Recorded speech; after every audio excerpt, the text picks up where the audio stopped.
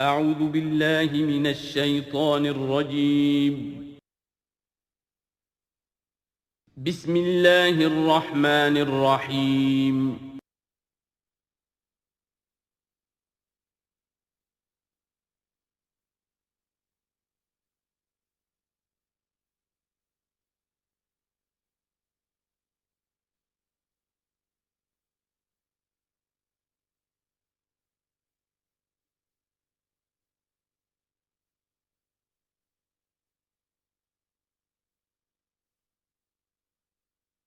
اعوذ باللہ من الشیطان الرجیم بسم اللہ الرحمن الرحیم قل لا اقول لکم عندی خزائن اللہ ولا اعلم الغیب ولا اقول لکم انی ملک ان اتبع الا ما یوحی الی قل هل یستوی الاعمی والبصیر افلا تتفکرون صدق اللہ العظیم۔ اے نبی ان سے کہہ دیجئے میں تم سے یہ نہیں کہتا کہ میرے اختیار میں ہیں اللہ کے خزانے، تم مجھ سے کہتے ہو یہ دکھاؤ یہ دکھاؤ یہ دکھاؤ، میں نے کب دعویٰ کیا ہے کہ میرا اختیار ہے؟ کسی شخص سے مطالبہ کیا جانا چاہیے اس کے دعوے کے مطابق۔ میں نے الوہیت میں داخل ہونے کا کب دعویٰ کیا؟ میں نے تو دعویٰ کیا ہے کہ میں اللہ کا ایک بندہ ہوں، عام انسان ہوں، بشر ہوں، مجھ پر وحی آئی ہے، مجھے مامور کیا گیا ہے کہ تمہیں متنبہ کر دوں، وہ کام میں کر رہا ہوں۔ لا اقول لکم عندی خزائن اللہ، میں تو نہیں کہتا کہ میرے پاس کوئی اللہ کے خزانے ہیں، میرے اختیار میں ہیں۔ ولا اعلم الغیب، نہ میں نے یہ دعویٰ کیا ہے کہ غیب کا علم مجھے حاصل ہے۔ ولا اقول لکم انی ملک، نہ میں نے تم سے کبھی یہ کہا ہے یا کہتا ہوں کہ میں فرشتہ ہوں۔ ان اتبع الا ما یوحی الی، میں تو بس اتباع کر رہا ہوں اس شے کی کہ جو مجھے طرف وحی کی جا رہی ہے۔ قل هل یستوی الاعمی والبصیر، کہیے تو پھر اب برابر ہو جائیں گے دیکھنے والے اور اندھے؟ افلا تتفکرون، تو کیا تم تفکر نہیں کرتے، غور و فکر سے کام نہیں لیتے؟ وانذر بہ، اب پھر یہاں بہ پر زور دے رہا ہوں میں۔ اے نبی اس قرآن کے ذریعے سے خبردار کر دیجئے، آپ کا کام انذار ہے، تبشیر ہے۔ اوپر آ چکا ہے وما نرسل المرسلین الا مبشرین، پہلے آ چکا ہے اوحی الی ھذا القرآن لانذرکم بہ ومن بلغ، یہاں پھر آیا وانذر بہ الذین یخافون ان یحشروا الی ربہم، خبردار کر دیجئے اس کے ذریعے سے ان لوگوں کو کہ جنہیں واقعتاً کچھ خوف ہے کہ وہ اپنے رب کی طرف لے جائے جائیں گے۔ جیسا کہ میں نے آپ کو بتایا تھا کہ ان میں بھی بہت کم لوگ تھے کہ جو بعث بعد الموت کے منکر تھے، وہ یہ کہتے تھے کہ ہاں ہے، قیامت ہے، اٹھیں گے، اپنے رب کے پاس جائیں گے، لیکن وہاں ہمارے چھڑانے والے ہیں، وہ ہمیں بچا لیں گے۔ وانذر بہ الذین یخافون ان یحشروا الی ربہم لیس لہم من دونہ ولی ولا شفیع، ان کے لیے کوئی نہیں ہوگا اللہ کے سوا، نہ کوئی حمایتی نہ سفارش کرنے والا۔ اپنی ان مغالطوں کو رفع کر لیں، ان غلط فہمیوں کو رفع کر لیں۔ لعلہم یتقون، شاید کہ ان میں تقوی پیدا ہو جائے، شاید کہ وہ ڈر جائیں، شاید کہ خوف پیدا ہو جائے۔ ولا تطرد الذین یدعون ربہم بالغداۃ والعشی یریدون وجہہ، اور مت دھتکاریے آپ ان لوگوں کو کہ جو پکارتے ہیں اپنے رب کو صبح و شام اور وہ اس کی چہرے کے طالب ہیں، اس کی رضا کے جویا ہیں۔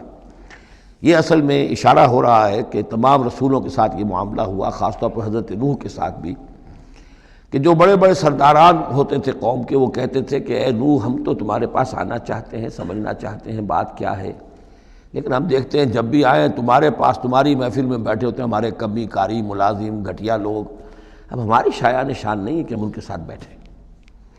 یہی بات حضور سے کہتے تھے کہ آپ آتے ہیں آپ کے پاس بات سمجھنے کے لیے، یہ آپ کے گرد جو جمگھٹا لگا رہتا ہے یہ ہمارے غلام لوگ ہیں، یہ ہمارے جو ہیں معاشرے کے پست طبقات ہیں، یہ آپ کے آس پاس ہوتے ہیں، تو پھر ہمارے شایان نشان یہ نہیں ہے کہ ہم ان کی موجودگی میں آپ سے بات کریں۔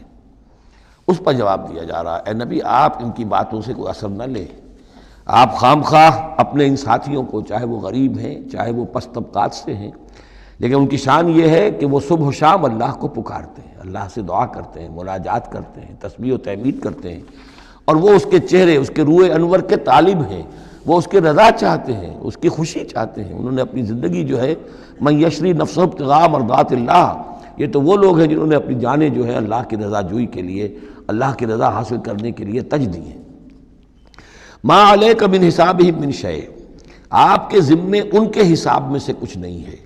وما من حسابک علیہم من شیء، اور نہ آپ کا ان کے اوپر آپ کے حساب میں سے کچھ ہے، یعنی یہ کہ یہ تو ہر شخص کو اپنی کمائی کرنی ہے، آپ کے ذمہ آپ کا فرض ہے، آپ کرتے جائیے، جو آپ کے پاس آ رہے ہیں ان کا حساب بھی اللہ لے لے گا، جو آپ کے پاس نہیں آتے ان کا حساب بھی لے لے گا، ہر ایک کو اس کے طرز عمل کے مطابق وہ بدلہ دے دے گا۔ نہ آپ ان کی طرف سے جواب دہ ہیں، نہ یہ آپ کی طرف سے جواب دہ ہیں۔ فَتَطْرُدَهُمْ، تو اگر خدا نہ خواستہ بالفرض آپ ان کے دباؤ میں آ کر اگر انہیں دور کر دیں، اپنے سے دھتکار دیں، فَتَكُونَ مِنَ الظَّالِمِينَ، تو آپ ظالموں میں سے ہو جائیں گے۔ وَكَذَلِكَ فَتَنَّا بَعْضَهُمْ بِبَعْضٍ، اور اسی طرح ہم نے بعض کو بعض کے ذریعے سے آزمایا ہے۔ حق کہہ رہا ہے ایک شخص لیکن ہے مفلس، اب وہ دولت مند جو ہے وہ مسکرائے گا، اس کو دیکھو یہ مجھے سمجھانے آیا ہے، اس کے کپڑے پھٹے ہوئے ہیں، جوتیاں پٹخارتا ہوا آ گیا مجھے سمجھانے کے لیے، اپنی حیثیت کو نہیں پہچانتا۔ حالانکہ دیکھنا یہ چاہیے کہ جو بات وہ کہہ رہا ہے صحیح ہے یا غلط۔ اس طرح ہم آزمائش کر دیتے ہیں لوگوں کے لیے، وَكَذَلِكَ فَتَنَّا بَعْضَهُمْ بِبَعْضٍ، اسی طرح ہم آزماتے ہیں بعض کو بعض کے ذریعے سے، لِيَقُولُوا، تاکہ وہ کہیں أَهَٰؤُلَاءِ مَنَّ اللَّهُ عَلَيْهِم مِّن بَيْنِنَا، کیا یہ وہ لوگ ہیں جن پر اللہ کا خاص انعام و احسان ہوا ہے ہم میں سے؟ اللہ کا احسان ہم پر ہوا ہے، دولت مند ہم ہیں، سردار ہم ہیں، چودراٹیں ہماری ہیں، حویلیاں ہماری ہیں، یہ جو ہیں گرے پڑے طبقات کے لوگ، کیا یہ ہیں کہ جو اللہ کا احسان اور ان کے اوپر اللہ تعالیٰ کا بڑا فضل ہوا ہے؟ یہ کہا کرتے تھے مکے کے لوگ بھی کہ اگر قرآن اللہ نے بھیجنا ہی تھا، کتاب نازل کرنی تھی، نبوت دینی تھی، تو کوئی رجل من القریتین عظیم، یہ جو دو شہر ہیں مکہ اور طائف، بڑے بڑے چودھری ہیں، سرمایہ دار ہیں، بڑے لوگ ہیں، سردار ہیں، ان میں سے کسی کے پاس بھیجتا۔ مکے کا یتیم جس کے پاس کوئی دولت نہیں، بچپن مفلسی میں گزرا ہے، سخت مشقت کے اندر جو ہے جوانی کا دور گزرا ہے، جس کے پاس کچھ بھی نہیں، کوئی عہدہ نہیں، کوئی منصب نہیں، قریش کا کوئی عہدہ حضور کے پاس نہیں تھا، کوئی منصب نہیں تھا، کوئی آپ کے پاس سرمایہ نہیں تھا، آپ تو پیدا ہی ہوئے ہیں یتیم، تو اس اعتبار سے کیا یہی رہ گیا تھا اللہ کے لیے؟ معاذ اللہ ثم معاذ اللہ۔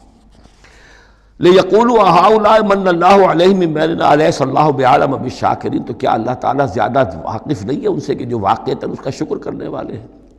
ایک اور جگہ آئے گا کہ اللہ تعالیٰ وَاللَّهُ أَعْلَمُ حَيْثُ يَجْعَلُ رِسَالَتَهُ، اللہ بہتر جانتا ہے کہ کہاں اسے اپنی رسالت کا منصب کس کو دینا چاہیے، کس میں اس کی صلاحیت ہے۔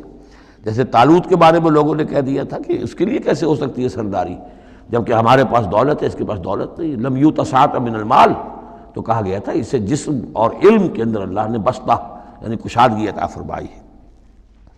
وَإِذَا جَاءَكَ الَّذِينَ يُؤْمِنُونَ بِآيَاتِنَا، اور اے نبی اس کے برعکس یہ لوگ جو چاہتے ہیں کہ آپ دھتکار دیں ان کو، اس کے برعکس آپ کی روش کیا ہونی چاہیے ان غرباء اور فقراء کے لیے؟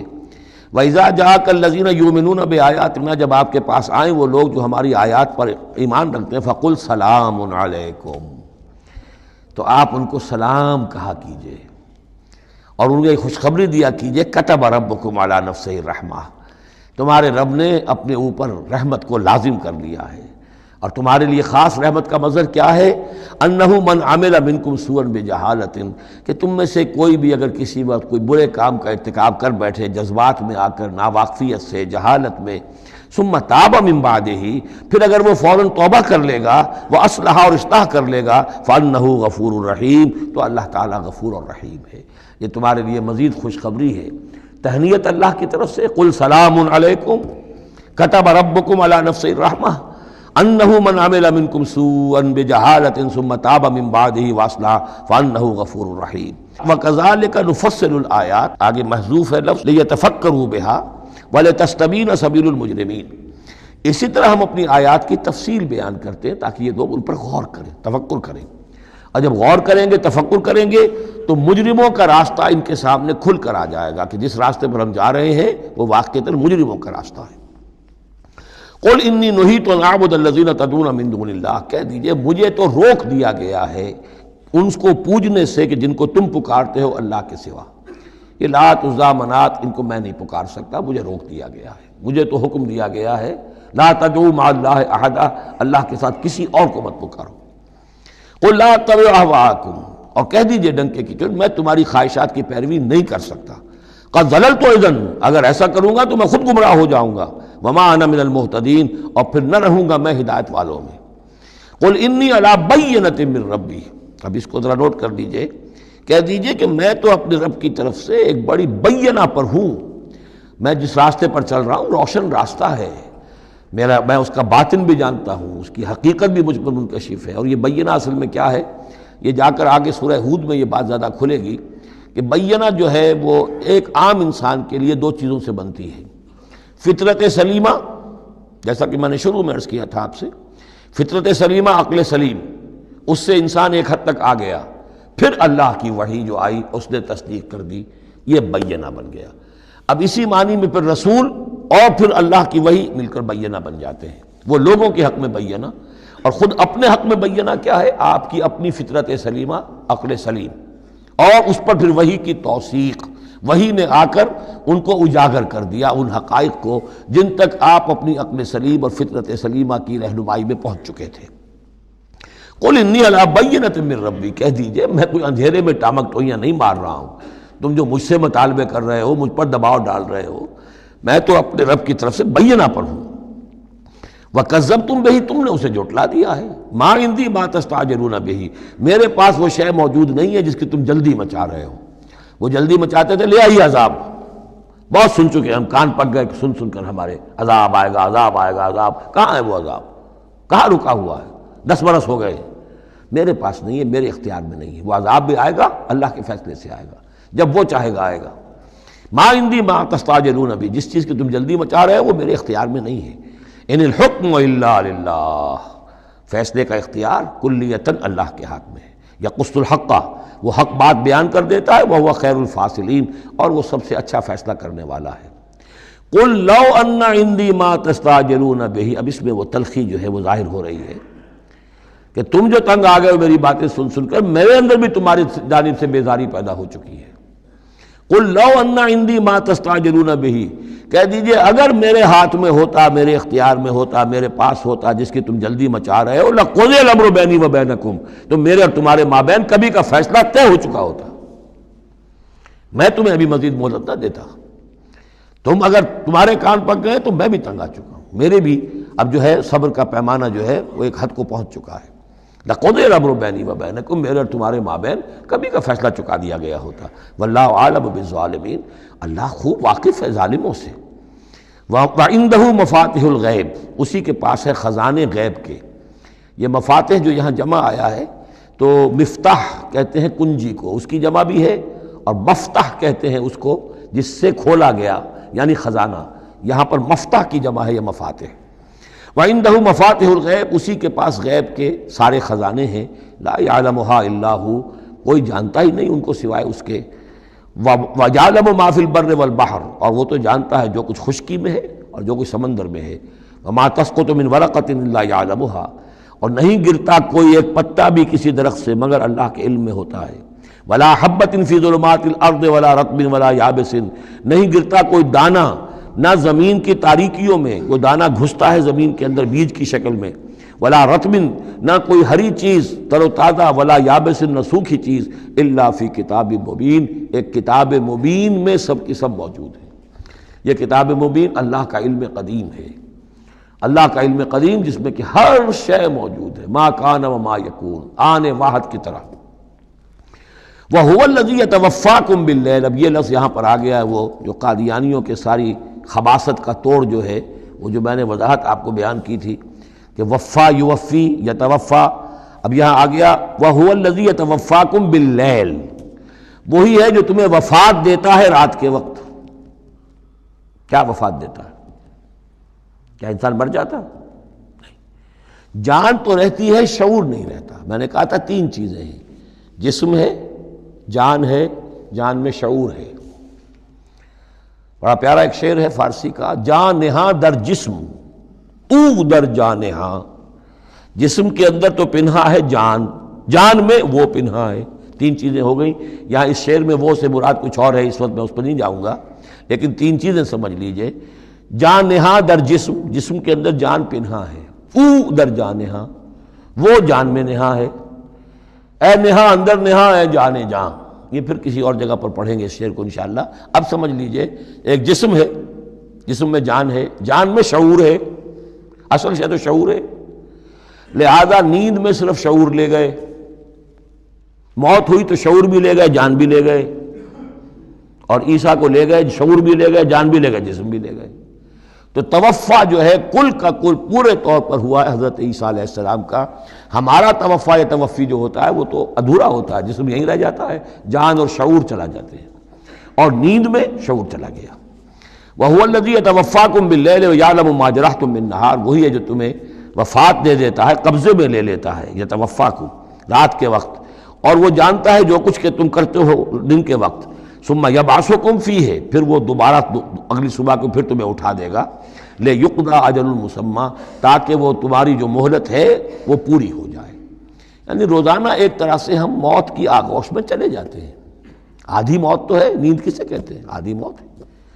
یہی وجہ ہے کہ جو دعا ہے صبح کو اٹھنے کے وقت کی، جو مسنون دعا ہے، الحمدللہ الذی احیانی بعدما اماتنی والیہ النشور، کل شکر اور کل حمد اور کل تعریف اس اللہ کے لیے ہے جس نے مجھے دوبارہ زندہ کیا اس کے بعد کہ مجھ پر موت وارد کر دی تھی۔ نیند جو ہے وہ موت کی بہن ہے، اور اسی طرح اٹھنا ہے اللہ کی طرف۔ یہ بڑا ایک عجیب نکتہ ہے، اس کو ذہن میں اس کو اپریشیٹ کیجئے۔ جو شخص صبح آنکھ کھلتے ہی جس کے زبان پر یہ الفاظ آتے ہوں، الحمدللہ الذی احیانی بعدما اماتنی والیہ النشور، قیامت کے دن جب وہ اٹھے گا اس کی زبان پر یہی ترانہ خود بخود آ جائے گا، اس وقت ہوگا وہ 100% درست۔ الحمدللہ الذی احیانی بعدما اماتنی والیہ النشور، کیونکہ عادت پڑی ہے، ہمیشہ کہا ہے، جیسے ہی شعور آیا الحمدللہ الذی احیانی بعدما اماتنی والیہ النشور، تو یہ وہ ترانہ جو ہے جو کہ باعث بعد الموت کے وقت ہماری زبان پر ہوگا، اس کا ریہرسل ہے جو آپ روزانہ کریں گے اگر یہ عادت پختہ کر لیں۔ وَهُوَ الَّذِي يَتَوَفَّاكُم بِاللَّيْلِ وَيَعْلَمُ مَا جَرَحْتُم بِالنَّهَارِ ثُمَّ يَبْعَثُكُم فِيهِ لِيُقْضَىٰ أَجَلٌ مُّسَمًّى ثُمَّ إِلَيْهِ مَرْجِعُكُم، پھر اسی کی طرف تم سب کا لوٹنا ہے۔ ثُمَّ يُنَبِّئُكُم بِمَا كُنتُمْ تَعْمَلُونَ، پھر وہ تمہیں جتلا دے گا جو کچھ کہ تم کرتے رہے تھے۔ وَهُوَ الْقَاهِرُ فَوْقَ عِبَادِهِ، اور وہ اپنے بندوں پر، یہ لفظ کئی مرتبہ آیا ہے اس صورت کے اندر، اللہ پوری طرح غالب ہے، قابو یافتہ ہے اپنے بندوں پر۔ وَيُرْسِلُ عَلَيْكُمْ حَفَظًا، اور وہ تم پر نگہبان بھیجتا رہتا ہے۔ ہر انسان کے ساتھ فرشتے باڈی گارڈ کی حیثیت سے موجود ہیں، اس لیے کہ جب تک اللہ نے اجل معین رکھی ہوئی ہے اس وقت تک تو زندہ رکھنا ہے۔ وہ زندہ رکھنے کے لیے حفظہ، حفاظت کرنے والے نگہبان، وہ جو میں نے ایک دفعہ پہلے بھی کہا تھا، بسا اوقات تو محسوس ہوتا ہے کہ جیسے گاڑی ایسے سناٹے سے آپ کے ساتھ سے گزری ہے کہ معلوم ہوتا ہے کسی نے ہاتھ دے کر آپ کو بچایا، ورنہ بچنے کا کوئی امکان نہیں تھا۔ تو کوئی ہے، جب معلوم ہے کہ ابھی اس کی موت کا وقت نہیں آیا تو بچانے والے فرشتے ہمارے ساتھ ہوتے ہیں۔ حتیٰ اذا جاء احدکم الموت، یہاں تک کہ جب تم میں سے کسی کی موت کا وقت آتا ہے، توفته رسلنا، اب یہاں پھر توفا آ گیا، اب یہاں پہ شعور اور جان دونوں جائے گا۔ توفته رسلنا، تو ہمارے بھیجے ہوئے فرشتے جو ہیں وہ اس کو قبضے میں لے لیتے ہیں، وہم لا یفرطون، اور اس میں کوئی کمی نہیں کرتے، کوئی کوتاہی نہیں کرتے، جو حکم آیا اور جب آیا۔ ثم ردوا الی اللہ مولاہم الحق، پھر وہ لوٹا دیے جاتے ہیں اب اللہ کی طرف جو ان کا مولا ہے برحق، سچا۔ الا لہ الحکم، آگاہ ہو جاؤ، فیصلے کا اختیار اسی کے ہاتھ میں ہے، حاکمیت اسی کی ہے۔ ان الحکم الا للہ، یہ دوسری مرتبہ آیا یہاں۔ وہو اسرع الحاسبین، اور وہ حساب کرنے والوں میں سب سے بڑھ کر تیز ہے، یعنی اسے دیر نہیں لگے گی۔ اس کے کمپیوٹرز جو ہیں وہ کوئی بہت ہی سپر کمپیوٹر جن کا ہم تصور بھی نہیں کر سکتے۔ قل من ینجیکم من ظلمات البر والبحر تدعونہ تضرعا وخفیا، ان سے پوچھئے کون تمہیں نجات دیتا ہے اندھیروں میں سے، وہ تاریکی کے ہوں یا سمندر کے۔ سمندر میں گھپ اندھیرا ہے، کشتی چل رہی ہے، کچھ نظر نہیں آ رہا ہے، اوپر بادل بھی ہیں، اب اس وقت انسان کو کچھ نہیں سوچتا، ہاتھ کو ہاتھ سجھائی نہیں دے رہا، کون تمہیں پھر بھی بچاتا ہے وہاں؟ من ینجیکم۔ اسی طرح کوئی قافلہ ہے، بھٹک گیا ہے، اندھیری شب ہے، جدا اپنے قافلے سے ہے تو اب یہ کہ اندھیرے کے اندر بھٹک رہا ہے، نہ دائیں کا نہ بائیں کا پتہ نہیں، ہر درخت معلوم ہوتا ہے کوئی آسیب ہے، کوئی بھوت ہے جنہیں چلا آ رہا ہے، پھر بھی اللہ بچاتا ہے تمہیں۔ من ینجیکم من ظلمات البر والبحر تدعونہ تضرعا وخفیا، اس وقت تو تم پکارتے ہو اللہ کو بہت ہی گڑ گڑاتے ہوئے اور دل ہی دل میں خفیہ خفیہ، اے اللہ بچا دے، اے اللہ اس وقت کو راستہ بنا دے، کوئی دستگیری ہو جائے، کسی طرف سے روشنی ہو جائے۔ لئن انجانا من ہذہ، اور کہتے ہو تم دل میں اگر اللہ نے ہم کو اس سے بچا لیا، نجات دے دی لنکونن من الشاکرین، پھر تو اب باقی زندگی تو بالکل اللہ کے شکر گزار بندے بن کر ہم گزار دیں گے۔ قل اللہ ینجیکم منہا، اللہ تعالیٰ پھر نجات دیتا ہے تمہیں اس سے، ومن کل کرب، اور ہر کرب سے، ہر تکلیف سے، ثم انتم تشرکون، پھر اس کے بعد تم آ کے پھر شرک شروع کر دیتے ہو، پھر تمہیں اپنی دیویاں دیوتا، اپنے آلہہ، اپنے چودھری، اپنے سردار یاد آ جاتے ہیں۔ قل هو القادر على ان يبعث عليكم عذابا من فوقكم، یہ آیت جو ہے یہ بہت اہم ہے کہ عذاب الہی کی کئی قسمیں ہیں، 3 قسمیں یہاں بیان ہوئی ہیں۔ کہہ دیجئے وہ قادر ہے اس پر کہ تم پر بھیج دے کوئی عذاب من فوقکم، تمہارے اوپر سے، آسمان کا ٹکڑا گر جائے، کوئی میٹیورائٹ گر جائے، جو بعض خبریں آتی رہتی ہیں کوئی آ رہا ہے، لیکن یہ کہ وہ پھر تحلیل ہو جاتا ہے کہیں، جو بھی اوزون لیئر ہے یا کچھ اور ہے بچت ہے، لیکن یہ کہ اگر اللہ چاہے تو جہاں آسمان پر سے کوئی عذاب بھیج دے آپ کے اوپر، او من تحت ارجلکم، یا آپ کے قدموں کے نیچے سے، زمین پھٹ جائے، شق ہو جائے، زلزلہ آئے، زمین دھنس جائے، یہ بھی ہوتا ہے، خسف ہوں گے، قیامت سے پہلے بڑے بڑے 3 خسف ہونے ہیں جن کی خبر دی گئی ہے احادیث کے اندر، بڑے بڑے ٹکڑے زمین کے دھنس جائیں گے اندر۔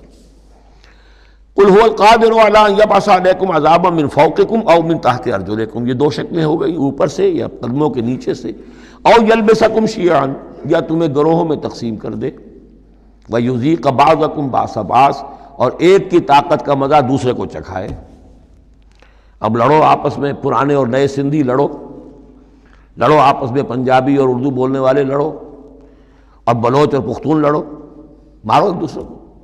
اللہ تعالیٰ کو نہ آسمان کو تکلیف دینے کی ضرورت کہ اس کا کوئی ٹکڑا گرائے، نہ زمین کو کوئی مشقت دینے کی کہ وہ پھٹے، کوئی ضرورت نہیں، آپس میں تقسیم ہو جاؤ گے، گروہ بندی ہو جائے گی، شیعہ سنی کو مارے اور سنی شیعہ کو مارے۔ یہ جو ہے یہ عذاب الہی کی بدترین شکل ہے جو آج مسلمانان پاکستان پر مسلط ہے۔ وہ کبھی ایک قوم ہوتے تھے، ہندو کا جب مقابلہ تھا ایک قوم تھے، اور اب وہ قوم جو ہے قومیتوں میں، عصبیتوں میں تحلیل ہو چکی۔ انظر کیف نصرف الآیات لعلہم یفقہون، دیکھو کیسے ہم اپنی آیات کی تصریف کرتے ہیں، تصریف کہتے ہیں آیات کو گھمانا، ایک ہی بات کو اسلوب بدل بدل کر، انداز بدل بدل کر، ترتیب بدل بدل کر لانا، ایک پھول کا مضمون ہو تو 100 رنگ سے باندھو۔ وَكَذَّبَ بِهِ قَوْمُكَ وَهُوَ الْحَقُّ، اور اے نبی آپ کی قوم نے اسے جھٹلا دیا، بہی مراد قرآن، یعنی میں نے عرض کیا کہ اس صورت کیا یہ عمود، حصی معجزہ کوئی نہیں دکھائیں گے، اصل معجزہ محمد کا یہ قرآن ہے صلی اللہ علیہ وسلم، اسی لیے بہی بہی بہی اس کی تکرار اس میں کثرت سے ملے گی۔ وَكَذَّبَ بِهِ قَوْمُكَ وَهُوَ الْحَقُّ، یہ قرآن الحق ہے، لیکن اے نبی آپ کی قوم نے اس کو جھٹلا دیا ہے۔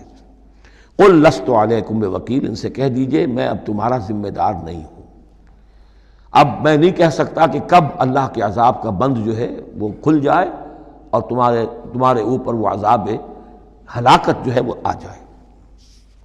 لِكُلِّ نَبَوْ مُسْتَقَرٌ، كُلِّ نَبَإٍ مُسْتَقَرٌ، ہر خبر، ہر بڑی بات کے لیے وقت معین ہے، فَسَوْفَ تَعْلَمُونَ، میں نہیں کہہ سکتا، جیسے کہ سورہ انبیاء میں فرمایا وَإِنْ أَدْرِيَ قَرِيبٌ أَمْ بَعِيدٌ مَا تُوعَدُونَ، میں یہ نہیں جانتا کہ جس کی تمہیں دھمکی دی جا رہی ہے وہ قریب آ چکا یا دور ہے، ٹائم ٹیبل اللہ کے علم میں ہے، لیکن یہ میں جانتا ہوں کہ اگر تمہاری روش یہی رہی تو عذاب آ کر رہے گا۔ بسوف تعلمون، اور ان قریب تمہیں معلوم ہو جائے گا۔ وَإِذَا رَأَيْتَ الَّذِينَ يَخُوضُونَ فِي آيَاتِنَا، یہ وہ آیت آ گئی جس کا حوالہ سورہ نساء کی آیت نمبر 140 میں آیا تھا کہ تمہیں پہلے ہدایت دی گئی تھی کہ جب تم لوگوں کو دیکھو کہ وہ ہماری آیات کا استہزاء کر رہے ہیں، تبصر کر رہے ہیں، تو ان کے پاس بیٹھو مت، اٹھ کر چلے جاؤ، کم سے کم یہ کہ ایک پروٹیسٹ میں واک آؤٹ تو وہاں سے ہو جائے۔ وَإِذَا رَأَيْتَ الَّذِينَ يَخُوضُونَ فِي آيَاتِنَا، اور جب تم دیکھو لوگوں کو کہ وہ ہماری آیات میں خوض، مین میخ نکال رہے ہیں۔ دیکھیے اردو میں ہم ایک لفظ بولتے ہیں غور و خوض، بڑا غور و خوض ہو رہا ہے، بہت غور و خوض کے بعد میں اس نتیجے پر پہنچا ہوں۔ یہ دونوں لفظ جو عربی زبان کے بہت قریب کے ہیں، غور کے معنی، غور اچھے معنی میں آتا ہے، اور خوض برے معنی میں آتا ہے۔ صحیح چھان پھٹک کرنا اور غور کرنا، اس کے ما لہو ما علیہ، فار کیا ہے، اگینسٹ کیا ہے، یہ مثبت انداز میں یہ ہے غور۔ خوض ہے مین میخ نکالنا، اس کے اندر جو ہے بال کی کھال خام خواہ کو اتارنا، یہ کوشش ہے، یہ خوض ہے۔ وَإِذَا رَأَيْتَ الَّذِينَ يَخُوضُونَ فِي آيَاتِنَا، جبکہ وہ ہماری آیات میں اس طریقے کا معاملہ کر رہے ہوں، تو جب تم دیکھو فاعرض عنہم، تو ان سے کنارہ کرو، حتی یخوضوا فی حدیث غیرہ، یہاں تک کہ پھر وہ کسی اور بات میں لگ جائیں، کسی اور مذاق میں، ٹھٹے میں، پھر تم ان کے پاس جا سکتے ہو۔ وَإِمَّا يُنْسِيَنَّكَ الشَّيْطَانُ فَلَا تَقْعُدْ بَعْدَ الذِّكْرَىٰ، اور اگر تمہیں شیطان بھلا دے، تم بیٹھے ہوئے تھے وہاں، گفتگو شروع ہوئی، کچھ دیر تک تمہیں احساس نہیں ہوا کہ یہ تو اس کام میں لگ گئے ہیں، تو تمہیں یاد نہیں آیا، لیکن فَلَا تَقْعُدْ بَعْدَ الذِّكْرَىٰ، جب یاد آ جائے تو مت بیٹھو ان کے ساتھ، مع القوم الظالمین، ان ظالموں کے ساتھ، پھر وہاں سے واک آؤٹ کرو احتجاجاً، اور پھر یہ البتہ منتظر رہو، چونکہ دعوت و تبلیغ کے لیے پھر تمہیں آنا ہے۔ تو قالوا سلاما، علیحدہ بھی ہو تو وہ لٹ مار کے نہ ہو، بلکہ یہ کہ اٹھو وہاں سے تو بڑی خوبصورتی کے ساتھ۔ وَمَا عَلَى الَّذِينَ يَتَّقُونَ مِنْ حِسَابِهِم مِّن شَيْءٍ، اور یقیناً جو لوگ اللہ کی تقویٰ کی روش اختیار کرتے ہیں ان پر ان کے حساب کی کوئی ذمہ داری نہیں ہے، وَلَٰكِنْ ذِكْرَىٰ لَعَلَّهُمْ يَتَّقُونَ، لیکن یہ یاد دہانی ہے تاکہ وہ تقویٰ اختیار کریں۔ وَذَرِ الَّذِينَ اتَّخَذُوا دِينَهُمْ لَعِبًا وَلَهْوًا، اور چھوڑو ان کو، دفع کرو، نظر انداز کرو، ان سے آپ نظر پھیر لو کہ جنہوں نے اپنے دین کو کھیل اور کود بنا لیا ہے، کھیل، ہنسی مذاق، ٹھٹا۔ بہت سے لوگ اب بھی مل جائیں گے آپ کو دین کے معاملے میں کبھی سنجیدہ ہوتے ہی نہیں، دین کی بات اگر شروع ہوگی تو وہ اسے استہزاء میں، تمسخر میں، ٹٹ بٹس میں، اینیکڈوٹس میں، یہ واقعات یوں ہو گیا تھا، یہ ایسا تھا، اس میں اس کو جو ہے وہ بالکل ختم کر دیں گے۔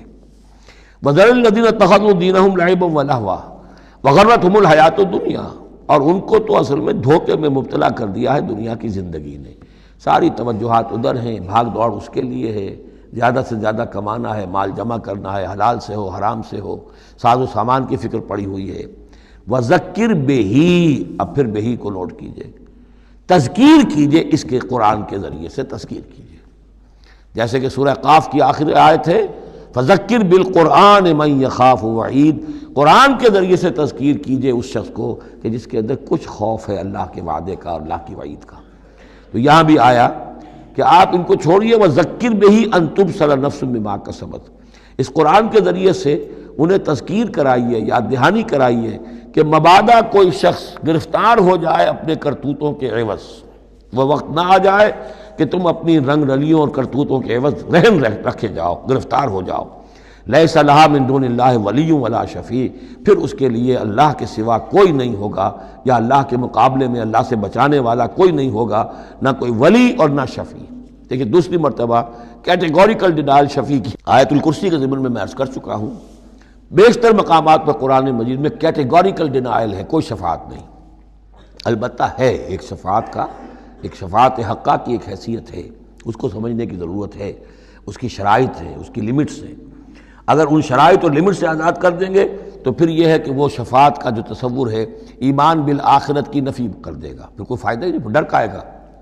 جب چھڑوانے والے ہیں جو چاہو کرو، جو بھی کچھ ہیں، لیکن تیرے محبوب کی امت میں ہیں، شرابی ہیں، زانی ہیں، بدماش ہیں، چور ہیں، ڈاکو ہیں، حرام خور ہیں، غبن کرتے ہیں، جو بھی کچھ ہے، لیکن تیرے محبوب کی امت میں ہے، تو اگر تو اسی پر کوئی معاملہ طے ہونا ہے تو خام خواہ کاہے کو آدمی ہاتھ روکے، بابر بعیش کوش کے عالم دوبارہ نیست، پھر تو جو عیش کر سکتے ہو کرو، جہاں آج پڑتا ہے کیوں روکتے ہو؟ تو سیدھی سیدھی بات ہے۔ لیس لہا من دون اللہ ولی ولا شفیع وان تعدل کل عدل، یہ وہی عدل آ گیا، اور اگر فدیہ دینا چاہیں کل کا کل فدیہ، لا یؤخذ منہا، نہیں قبول کیا جائے گا۔ واتقوا یوما لا تجزی نفس عن نفس شیئا ولا یقبل منہا شفاعۃ ولا یؤخذ منہا عدل ولا هم ینصرون، جو یہ 2 مرتبہ سورہ بقرہ میں آ چکا ہے۔ اولئک الذین ابسلوا بما کسبوا، یہ لوگ تو اب گرفتار ہو چکے ہیں اپنی کرتوتوں کے عوض، اب یہ رہن ہے۔ لہم شراب من حمیم، ان کے لیے تو ہے پینے کے لیے تو کھولتا ہوا پانی، وعذاب علیم بما کانوا یکفرون، اور دردناک عذاب ہوگا ان کے کفر کی پاداش میں۔ قل اندعو من دون اللہ ما لا ينفعنا ولا يضرنا، اے نبی ان سے کہیے کیا ہم پکاریں اللہ کو چھوڑ کر ان چیزوں کو جو نہ ہمیں نفع پہنچا سکتی ہے نہ نقصان؟ یہ بت کیا نفع پہنچائیں گے تمہیں، کیا نقصان پہنچائیں گے؟ خود اپنی حفاظت کر نہیں سکتے، اپنی مکھیاں اڑا نہیں سکتے، ان کو پکارتے ہو، ان کے سامنے سجدے کرتے ہو، ان کو متھے ٹیکتے ہو۔ اندعو من دون اللہ ما لا ينفعنا ولا يضرنا، خیر بت کی بات تو ہو گئی بہت ہی واضح، باقی بھی اس کائنات کے اندر کوئی کسی کے لیے نہ خیر کے پر قدرت رکھتا ہے نہ شر پر، الا باللہ۔ لا حول ولا قوت الا باللہ، یہ یقین ہو جائے تب توحید مکمل ہوگی۔ پھر کس کے سامنے آدمی سر جھکائے خام خواہ، کس کے آگے اپنی عزت نفس پیش کرے، اس کا دھیلا کرے؟ کسی کے ہاتھ میں اختیار ہے ہی نہیں۔ لا حول ولا قوت الا باللہ۔ حدیث میں آیا ہے، حضرت عبداللہ ابن عباس کو مخاطب کر کے کہا ہے کہ اے نوجوان، اس بات کو اچھی طرح جان لے، اگر تمام دنیا کے انسان مل کر چاہیں، اولکم و آخرکم و انسکم و جنکم، کہ تمہیں کوئی فائدہ پہنچا دیں، نہیں پہنچا سکتے جب تک کہ اللہ نہ چاہے، اور تمام انسان چاہیں تمہیں کوئی نقصان پہنچا دیں، نہیں پہنچا سکتے جب تک اللہ نہ چاہے۔ تو پھر یک درگیر و محکم گیر پکارو اللہ کو، کسی اور کو پکارنے کا، کسی اور سے سوال کرنے کا، کسی اور سے ڈرنے کا، کسی اور سے التجائیں کرنے کا، کسی اور کا استغاثہ کرنے کا، دہائی دینے کا کیا فائدہ؟ قل ندعو من دون اللہ ما لا ينفعنا ولا يضرنا ونرد على اعقابنا، اور ہم جو ہے اپنی ایڑیوں کے بل لوٹا دیے جائیں، بعد اذ ہدانا اللہ، جبکہ ہمیں تو اللہ نے ہدایت دے دی ہے۔ کالذی استہوتہ الشیاطین فی الارض حیران، کیا اس طرح کے آدمی ہم بن جائیں کہ جن کو شیاطین نے، جنوں نے کسی جنگل میں بیابان میں اس کی مت مار دی ہو، راستہ بھلا دیا ہو، اب اسے کچھ نظر نہیں آ رہا۔ لہو اصحاب یدعونہ الی الہدی ائتنا، ہیں اس کے ساتھی جو اس کو پکار رہے ہیں کہ آؤ ہماری طرف، ہدایت کی طرف آؤ، ہمارے پاس آؤ۔ قل ان ھدی اللہ ھو الھدی، یہ نقشہ کھینچ دیا گیا ہے جماعتی زندگی کی کتنی برکت ہے۔ آپ اکیلے ہو، کہیں بھٹک گئے ہو، تو پھر یہ کہ آپ کے لیے سیدھے راستے پر آنا بہت مشکل ہو جائے گا۔ جماعتی زندگی ہے، ساتھی ہیں، جس کو کہا ہے سورہ توبہ میں کونوا مع الصادقین، معیت اختیار کرو، رہو ساتھ سچوں کے۔ کسی وقت ہوتا ہے انسان کو کوئی ایسی آزمائش پیش آ گئی ہے، اس کا دماغ چکرا گیا ہے، گھوم گیا ہے، نہیں سمجھ میں آ رہا، راستہ نہیں نکل رہا، مشکل بڑی آ گئی ہے، ایک طرف حرام ہے لیکن یہ ہے کہ دباؤ کو بہت پڑ رہا ہے، گھر والوں کا پڑ رہا ہے، بچوں کا پڑ رہا ہے، بیوی کا پڑ رہا ہے، راستہ غلط ہے۔ اس میں یہ ہے کہ ایسے وقت میں بسا اوقات پھر اگر رفقا ہیں، ساتھی ہیں، آپ کے کامریڈز ہیں، آپ کے کولیگز ہیں، اس کے ساتھ وہ پکارتے ہیں، ساتھ ہاتھ جو ہے آپ کا تھام کر آپ کو سہارا دیتے ہیں۔ قل ان ھدی اللہ ھو الھدی، یقیناً ہدایت کہہ دیجئے اللہ ہی کی ہدایت اصل ہدایت ہے۔ وَأُمِرْنَا لِنُسْلِمَ لِرَبِّ الْعَالَمِينَ، اور ہمیں تو حکم یہ ہوا ہے کہ ہم تمام جہانوں کے پروردگار کی تابع داری اختیار کریں اور فرما برداری اختیار کریں۔ وَنَقِيمُ الصَّلَاةَ وَاتَّقُوهُ، اور یہ کہ نماز قائم کرو اور اس کا اللہ کا تقوی اختیار کرو۔ وَهُوَ الَّذِي إِلَيْهِ تُحْشَرُونَ، اور وہی ہے جس کی طرف کہ تمہیں جمع کر دیا جائے گا۔ وَهُوَ الَّذِي خَلَقَ السَّمَاوَاتِ وَالْأَرْضَ بِالْحَقِّ، اور وہی ہے جس نے آسمان اور زمین بنائے ہیں حق کے ساتھ۔ یہاں حق کے کیا معنی ہے؟ ود اے پرپس، یہ بیکار نہیں ہے۔ ربنا ما خلقت ھذا باطلا، اے رب ہمارے، تو نے یہ سب باطل نہیں بنایا، بیکار نہیں بنایا، بے مقصد نہیں بنایا۔ سورہ آل عمران کی آخری رکوع کی جو وہ دعا ہے، بلکہ باطل کے مقابلے میں کیا؟ حق۔ وَهُوَ الَّذِي خَلَقَ السَّمَاوَاتِ وَالْأَرْضَ بِالْحَقِّ وَيَوْمَ يَقُولُ كُن فَيَكُونُ، اور جس دن وہ کہے گا ہو جا، وہ ہو جائے گا۔ کیا ہو جائے گا؟ جب وہ چاہے گا اس کائنات کو لپیٹ بھی دے گا، اسی نے بنایا ہے حق کے ساتھ، اور اسی کے حکم سے یہ لپٹ جائے گی۔ آگے چل کر آئے گا یوم نطوی السماء کطی السجل للکتب، جس دن کہ ہم تمام خلاؤں کو اور فضاؤں کو اور آسمانوں کو، ان سب کو ایسے لپیٹ دیں گے جیسے کہ تم کتابوں کا طومار لپیٹ لیتے ہو۔ والسماوات مطویات بیمینہ، تمام یہ خلا اور سما یہ سب اللہ کے داہنے ہاتھ میں لپٹے ہوئے ہوں گے۔ قولہ الحق، اس کا فرمانا ہی حق ہے۔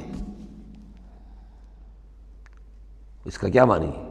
صرف اس کا کہہ دینا کن، بس، اس سے کسی اور شے کی ضرورت نہیں ہے، کوئی ذریعہ، کوئی میٹر، کوئی انرجی، کچھ نہیں۔ قولہ الحق، اس کا فرمانا ہی برحق ہے، اس کا کہہ دینا ہی برحق۔ کن فیکون، یوم یقول کن فیکون قولہ الحق۔ وَلَهُ الْمُلْكُ يَوْمَ يُنفَخُ فِي الصُّورِ، اور اسی کے لیے ہوگی بادشاہی اس دن جس دن کے سور میں پھونکا جائے گا۔ اگرچہ حقیقت میں تو بادشاہی اب بھی اسی کی ہے، لیکن ابھی جھوٹے سچے بادشاہ بیٹھے ہوئے ہیں۔ یہ سب جو ہیں یہ سب نسیہ منسیہ ہو جائیں گے۔ لمن الملک اليوم للہ الواحد القہار، معلوم یہ کہ اب بھی اگرچہ بادشاہی اسی کی حقیقت میں، لیکن یہ جھوٹے سچے ڈرامے والے خدا جو ہیں کچھ نہ کچھ بیٹھے نظر آتے ہیں بادشاہ۔ وَلَهُ الْمُلْكُ يَوْمَ يُنفَخُ فِي الصُّورِ، عالم الغیب، وہ تمام غیب کا جاننے والا، والشہادہ اور کھلی باتوں کا جاننے والا، وَهُوَ الْحَكِيمُ الْخَبِيرُ، اور وہ کمال حکمت والا اور ہر شے سے باخبر۔ وَإِذْ قَالَ إِبْرَاهِيمُ لِأَبِيهِ آزَرَ، اب اس میں آپ دیکھیں گے اس سورہ مبارکہ میں حضرت ابراہیم کا ذکر ہے اور پھر ان کی نسل کے بعض انبیاء کرام کا ذکر ہے۔ ایک گلدستہ تو ہم پڑھ آئے ہیں سورہ نساء کے آخر میں، وہاں 13 انبیاء اور رسل کے نام آئے تھے، یہاں اس سے ذرا بڑا گلدستہ آئے گا، یہاں پہ 17 انبیاء اور رسل کے نام آئیں گے، پھر حضرت ابراہیم علیہ السلام کا ذکر یہاں آیا ہے، اور جو جن رسولوں کی قوموں پر ہلاکت کے بارے میں قرآن میں صراحت کے ساتھ مذکور ہے، ان 6 کا ذکر جو ہے سورہ اعراف میں آئے گا۔ حضرت ابراہیم علیہ السلام کی قوم کا کیا حشر ہوا یہ صراحت کے ساتھ قرآن میں مذکور نہیں ہے۔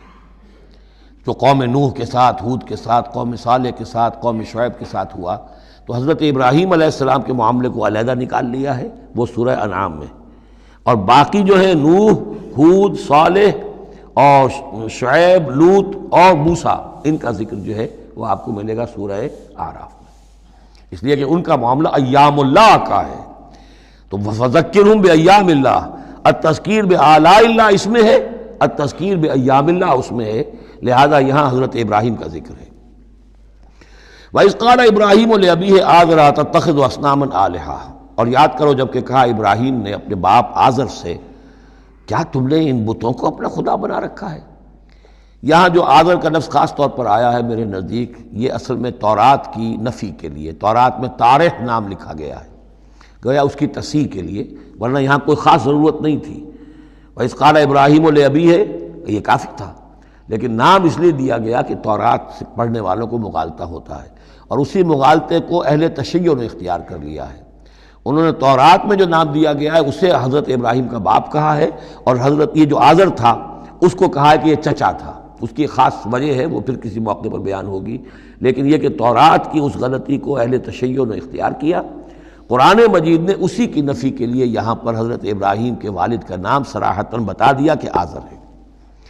وَإِذْ قَالَ إِبْرَاهِيمُ لِأَبِيهِ آزَرَ، اور یاد کرو جب کہ کہا تھا ابراہیم نے اپنے باپ آزر سے، أَتَتَّخِذُ أَصْنَامًا آلِهَةً، کیا آپ نے ان بتوں کو اپنا الہ بنایا ہوا ہے؟ انی اراک وقومک فی ضلال مبین، میرا تو خیال یہ ہے، میری رائے تو یہ ہے کہ آپ بھی اور آپ کی قوم بھی کھلی گمراہی میں مبتلا ہے۔ وَكَذَلِكَ نُرِي إِبْرَاهِيمَ مَلَكُوتَ السَّمَاوَاتِ وَالْأَرْضِ، اور اسی طرح ہم دکھانے لگے یا دکھاتے رہے ابراہیم کو آسمانوں اور زمین کے ملکوت۔ ملکوت سے مراد کیا ہے کہ اللہ تعالیٰ نے اس کائنات کا جو نظام قائم کیا، جسے میں کہتا ہوں کہ جو یونیورسل ایک گورنمنٹ ہے، اس کا ایک نظام ہے، اس کے کارندے ہیں، تو اس کے مشاہدہ اللہ تعالیٰ اپنے رسولوں کو کراتا ہے تاکہ ان کا یقین جو ہے وہ یقین اس درجے کا ہو جائے کہ جیسے کہ اپنی آنکھوں سے دیکھی ہوئی چیزیں، وَلَيَكُونَ مِنَ الْمُوقِنِينَ، اور تاکہ وہ پوری طرح یقین کرنے والوں میں سے ہو جائے، لیکن واو چونکہ یہاں آیا اس سے پہلے ہم محذوف مانیں گے تاکہ وہ اپنی قوم پر حجت قائم کر سکے اور پوری طرح یقین کرنے والوں میں سے ہو جائے۔ یہ جو آگے آ رہا ہے یہ در حقیقت حضرت ابراہیم علیہ السلام کی طرف سے اپنی قوم پر حجت کو اس طور سے پیش کیا گیا ہے۔ بعض حضرات کے نزدیک یہ ہے کہ یہ حضرت ابراہیم کا اپنا ذہنی ارتقاء ہے کہ واقعتاً انہوں نے سمجھا یہ ستارہ خدا ہے، پھر ڈوب گیا تو کہا کہ نہیں یہ تو ڈوب گیا، پھر چاند کو دیکھا تو چاند خدا ہے، پھر کہا نہیں یہ تو یہ بھی جو ہے غروب ہو گیا، پھر سورج کو کہا۔ تو یہ بات اصل میں بعض حضرات کی رائے ہے یہ، اور الفاظ سے کچھ متبادر بھی ہوتا ہے، لیکن یہ ہے کہ زیادہ صحیح رائے جس سے کہ آگے آ جائے گا وَتِلْكَ حُجَّتُنَا آتَيْنَاهَا إِبْرَاهِيمَ عَلَىٰ قَوْمِهِ، تو معلوم ہوتا ہے کہ یہ اصل میں حضرت ابراہیم علیہ السلام نے حجت قائم کرنے کے لیے یہ تدریج اختیار کی اپنی قوم کو سمجھانے کے لیے، اور حضرت ابراہیم علیہ السلام اللہ کے نبی تھے، اور نبی کوئی بھی زندگی کے کسی بھی مرحلے پر مشرک نہیں ہوتا، اس کی شریعت، اس کی سرشت اتنی خالص ہوتی ہے۔ صدیقین مشرک نہیں ہوتے، نبی تو ان سے بھی اونچے درجے کے ہیں، حضرت ابو بکر نے کبھی شرک نہیں کیا، حضرت عثمان نے کبھی شرک نہیں کیا، جو صدیقین ہیں صحابہ میں سے۔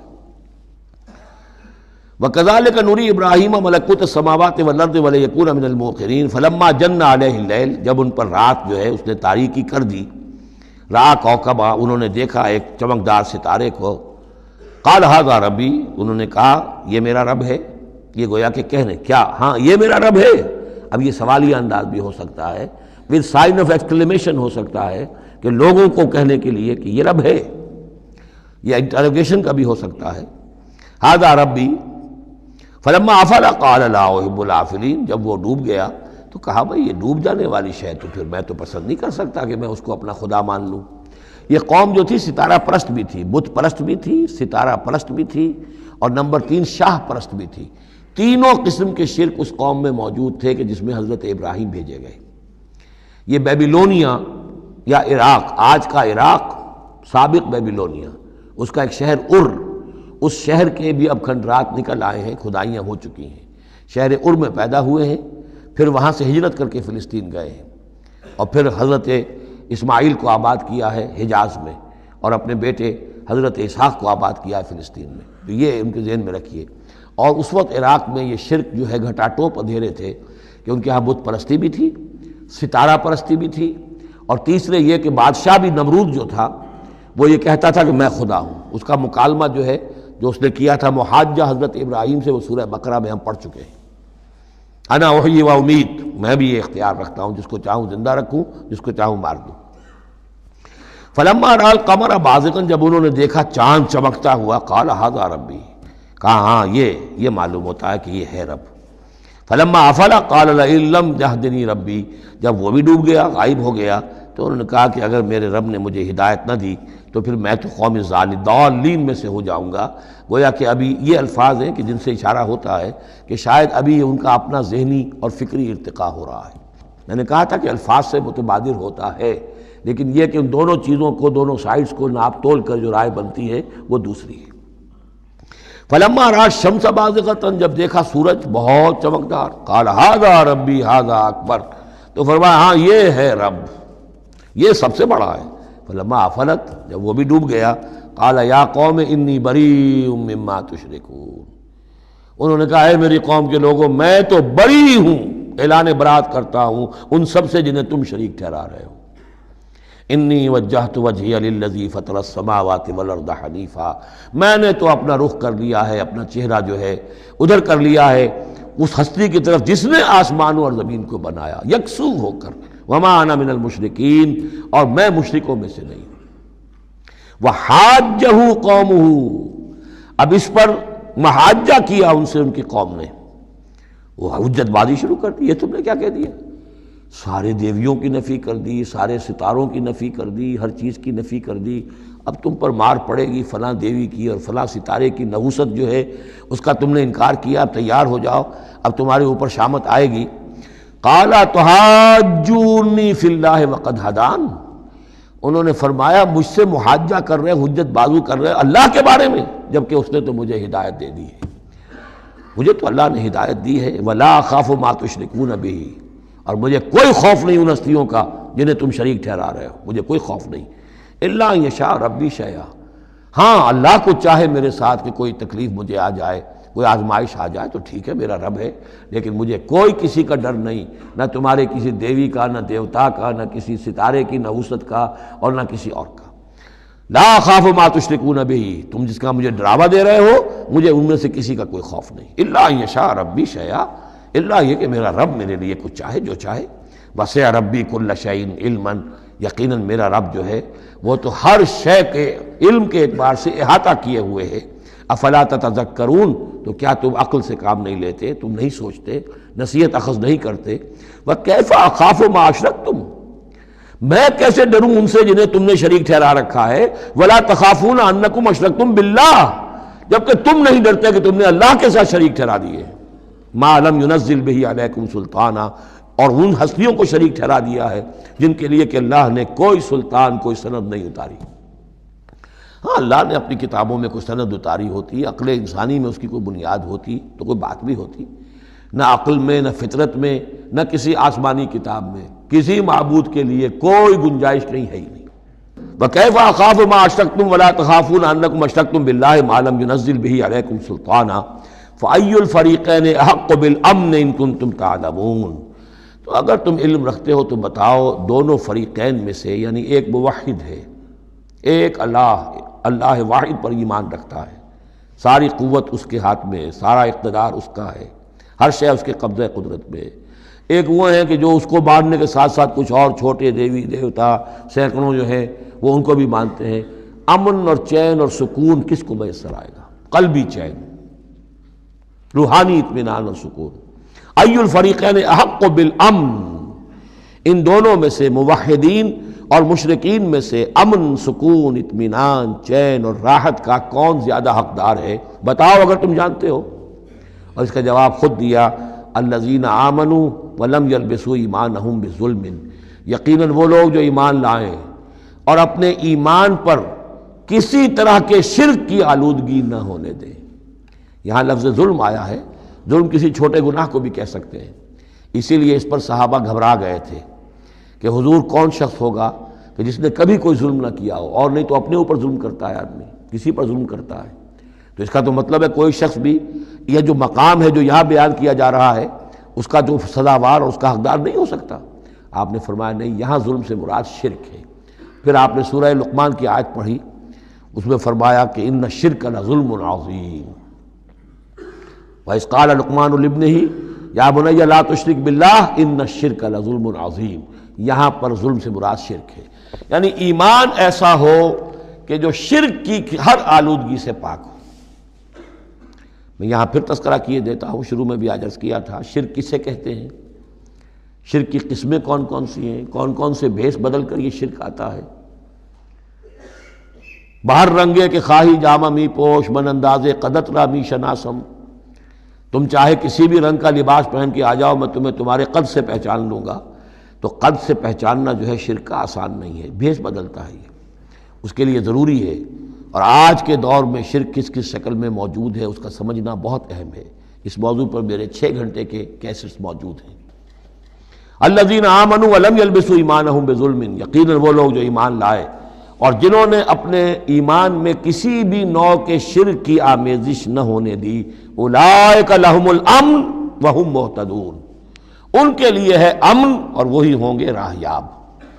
یہ امن اور ایمان اور اسلام اور سلامتی کا جو آپس میں تعلق ہے لفظی اعتبار سے، وہ اس دعا میں بہت نمایاں ہو جاتا ہے کہ جو حضور ہر نیا جو چاند دیکھتے تھے ہر مہینے کا تو دعا مانگتے تھے، اللہم اہلہ علینا بالامن والایمان والسلامت والاسلام، اے اللہ یہ مہینہ جو شروع ہو رہا ہے اس نئے چاند کے ساتھ، ہلال کے ساتھ، اسے ہم پر طلوع فرما امن اور ایمان کے ساتھ اور سلامتی اور اسلام کے ساتھ۔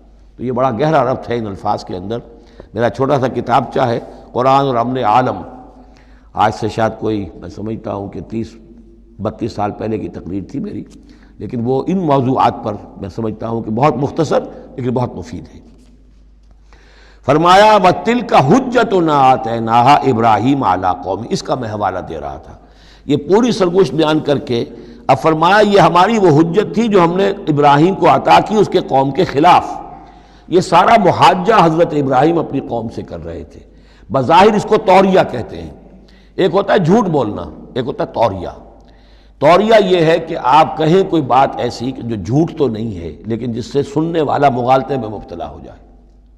مثلا حضرت شیخ الہند رحمۃ اللہ علیہ کا واقعہ ہے، جس زمانے میں ان کے وارنٹ نکلے ہوئے تھے اور وہ حرمین شریفین میں تھے، مکہ مکرمہ میں تھے، وارنٹ نکلا ہوا ہے اور شریف حسین والی مکہ جو ہے اس کے سپاہی ڈھونڈتے پھر رہے ہیں کہ کہاں ہے وہ مولوی ہندوستانی جو ہے جو باغی ہے انگریزوں کا، اس کو پکڑا جائے۔ اب یہ ایک جگہ پر یہ کہیں کھڑے ہوئے تھے تو ایک شرطے نے آ کر جو وہاں کا سپاہی تھا پوچھا ان کے بارے میں محمود الحسن کو جانتے ہو؟ کہ یہاں جانتا ہوں۔ وہ کہاں ہے؟ محمود الحسن کہاں ہے؟ تھوڑا سا 2 قدم پیچھے ہٹ کے کہا ابھی یہیں تھے۔ جھوٹ تو نہیں بولا نا، 2 قدم پیچھے ہٹ کر کہا ابھی یہیں تھے، بالکل سچ بولا۔ اس نے سمجھا ابھی یہیں تھے، دوڑا ادھر، دوڑ گیا، اپنے نکل گئے۔ اس کا نام ہے توریہ۔ یہ جھوٹ بھی نہیں ہے لیکن یہ کہ سننے والے کو مغالطہ بھی ہو گیا۔ اصل میں حضرت ابراہیم علیہ السلام کے کلام میں یہ توریہ کا انداز جو ہے وہ بہت ہے، تاکہ لوگوں کو، جیسے جب بتوں کو سب کو توڑ دیا تو کہا کہ اس نے توڑا ہوگا، یہ جو بڑا ہے، جو صحیح سالم کھڑا ہوا بڑا بت، اور تیشہ بھی جو ہے جس سے توڑا تھا سب کو وہ اس کی گردن میں لگا دیا کہ یہ جو ہے جو آلہ ہے، آلہ واردات بھی اسی کے پاس سے برآمد ہو رہا ہے اور یہ سالم ہے، باقی سب ٹوٹ گئے ہیں، تو قرائن کی شہادت بھی ہے کہ یہی ہے، پکڑو اس کو۔ تو یہ ہوتا ہے ان کو سمجھانے کے لیے کہ وہ سوچیں، دروں بینی پر آمادہ ہو جائیں۔ تو یہ ہے میرے نزدیک ان آیات کا محل یہ ہے۔ وَتِلْكَ حُجَّتُنَا آتَيْنَاهَا إِبْرَاهِيمَ عَلَىٰ قَوْمِهِ، اور یہ ہماری وہ دلیل تھی جو ہم نے عطا فرمائی ابراہیم کو اس کی قوم کے خلاف۔ نرفع درجات من نشاء، ہم بلند کرتے ہیں درجے جن کے چاہتے ہیں۔ اب ظاہر بات ہے یہاں کہنے کا مقصد یہ ہم نے ابراہیم کے درجے بہت بلند کیے۔ ان ربک حکیم علیم، یقیناً تیرا رب حکیم اور علیم ہے۔ وَوَهَبْنَا لَهُ اسحاق وَيَعْقُوب، اب وہ گلدستہ شروع ہو رہا ہے، اور ہم نے اسے عطا فرمایا اسحاق جیسا بیٹا، یعقوب جیسا پوتا، کلن ہدینا، سب کو ہم نے ہدایت دی، وَنُوحًا ہدینا من قبل، اور نوح کو ہم نے ہدایت دی تھی ان سے بھی پہلے، ومن ذریتہ، اور ان کی اولاد میں سے، حضرت ابراہیم کی اولاد میں سے، داؤد و سلیمان و ایوب و یوسف و موسیٰ و ہارون، کیسے کیسے عظیم نبی ہم نے اٹھائے، داؤد جیسا بادشاہ، سلیمان جیسا بادشاہ، ایوب اور یوسف اور موسیٰ اور ہارون۔ وَكَذَلِكَ نَجْزِي الْمُحْسِنِينَ، اسی طرح ہم بدلہ دیتے ہیں محسنین کو۔ یہ لوگ ظاہر بات ہے کہ ایمان کی اس بلند ترین منزل پر فائز تھے جس کو ہم پڑھا ہے سورہ مائدہ میں کہ ثُمَّ اتَّقَوْا وَأَحْسَنُوا وَاللَّهُ يُحِبُّ الْمُحْسِنِينَ، وَزَكَرِيَّا وَيَحْيَا وَعِیسیٰ وَإِلیاس، مزید برآں زکریا جیسے نبی، یحییٰ جیسے نبی، عیسیٰ علیہ السلام، وإلیاس کل من الصالحین، یہ سب کے سب نیک بختوں میں سے تھے۔ وإسماعیل وَالْیسع وَیونس وَلوطا، اور اسماعیل اور الیسع اور یونس اور لوط، وَكُلًّا فَضَّلْنَا عَلَى الْعَالَمِينَ، سب کو ہم نے تمام جہان والوں پر فضیلت دی۔ وَمِنْ آبائِهِمْ، اور ان کے آباء و اجداد میں سے بھی، وَذُرِّيَّاتِهِمْ، اور ان کی نسلوں میں سے بھی، وَإِخْوَانِهِمْ، اور ان کے بھائیوں میں سے بھی، وَاجْتَبَيْنَاهُمْ، ہم نے ان کو چن لیا، پسند کر لیا، سلیکٹ کر لیا، وَهَدَيْنَاهُمْ إِلَىٰ صِرَاطٍ مُسْتَقِيمٍ، اور ہم نے ان کو ہدایت دی سیدھے راستے کی طرف۔ ذَلِكَ هُدَى اللَّهِ يَهْدِي بِهِ مَن يَشَاءُ مِنْ عِبَادِهِ، یہ اللہ کی وہ ہدایت ہے جس کی وہ ہدایت بخشتا ہے جس کو چاہتا ہے اپنے بندوں میں سے۔ وَلَوْ أَشْرَكُوا، اور اگر بالفرض وہ بھی شرک کرتے، لَحَبِطَ عَنْهُمْ مَا كَانُوا يَعْمَلُونَ، ان کے بھی سارے اعمال حبط ہو جاتے۔ شرک اتنی بری شے ہے، اتنے اونچے اونچے مراتب، اتنے اعلیٰ اعلیٰ مقامات، اللہ کی محبوب شخصیتیں، اولو العزم پیغمبر اور یہ عظیم انبیاء، لیکن بالفرض یہ سمجھانے کے لیے، ظاہر بات ہے کوئی امکان نہیں تھا کہ وہ شرک کرتے، لیکن ہمیں سمجھانے کے لیے شرک وہ شے ہے، ان اللہ لا یغفر یشرک بہ ویغفر ما دون ذلک لمن یشاء ولو اشرکوا لحبط عنہم ما کانوا یعملون، اگر وہ شرک کرتے تو ان کے بھی تمام اعمال حبط ہو جاتے۔ اولئک الذین آتیناہم الکتاب والحکم والنبوۃ، یہ وہ لوگ ہیں جن کو ہم نے کتاب دی، اپنی حکمت اور شریعت سے نوازا، نبوت سے سرفراز فرمایا۔ وَإِن يَكْفُرْ بِهَا هَؤُلَاءِ، اور اگر کفران نعمت کریں یہ لوگ اس کی، یہ جو آیات اب اللہ تعالیٰ نے دی ہیں تمہیں اے محمد صلی اللہ علیہ وسلم، اگر یہ لوگ ان آیات کی اب ناشکری کر رہے ہیں، کفران نعمت کر رہے ہیں، اگر وہ ان سے فائدہ نہیں اٹھا رہے، ان کی روشنی سے اپنے دلوں کو منور نہیں کر رہے، فقد وکلنا بہا قوما لیسوا بہا بکافرین، تو ہم نے ایک اور قوم کو تیار کر رکھا اس کام کے لیے کہ وہ اس کی ناقدری نہیں کرے گی، یعنی یہ کہ مدینہ کے انصار انشاءاللہ اس کی قدر کریں گے۔ مکے کے یہ لوگ جو ہیں اگر ناقدری کر رہے ہیں محمد صلی اللہ علیہ وسلم، اور تمہاری باتیں جو ہیں اب تک 10-11 برس ہونے کو آ گئے ہیں، اس کے نتائج جو ہیں بڑے ہی کم سے کم یہ کہ مایوس کن نہیں تو دل شکن ضرور ہے۔